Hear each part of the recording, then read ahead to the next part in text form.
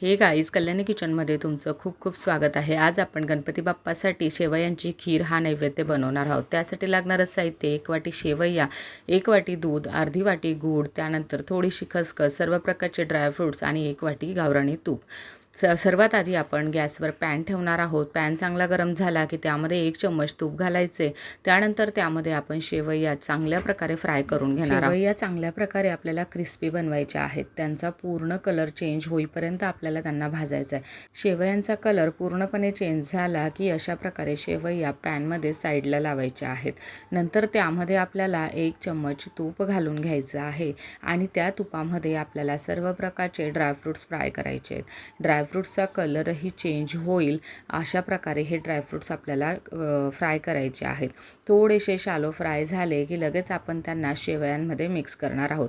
तर इथे बघा मी काजू, बदाम, मनुके आणि खसखस सर्व काही ॲड करून घेतलेलं आहे. तुमची इच्छा असेल तर तुम्ही यामध्ये खोबरंही घालू शकतात. पण मी इतकंच ॲड केलेलं आहे. सर्व काही मिक्स करून घ्यायचं आणि नंतर यामध्ये आपल्याला दूध ॲड करायचे.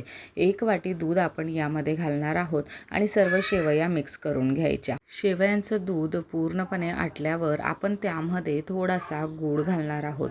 गूळ तुम्ही गॅस बंद करूनही घातला तरी चालतो, कारण दूध हे फाटण्याची शक्यता असते म्हणून. पण असं काही बऱ्यापैकी होत नाही, पण गरम दूध असल्यामुळे दूध फाटण्याची खूप शक्यता असते.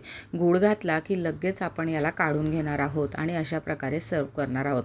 चला मग बाप्पाला आता नैवेद्य दाखवूया. आणि तुम्हाला ही शेवयांची खीर आवडली असेल तर नक्की चॅनलला सबस्क्राईब करा, व्हिडिओला लाईक करा आणि कमेंट सेक्शनमध्ये सांगा रेसिपी कशी वाटली. Bye bye.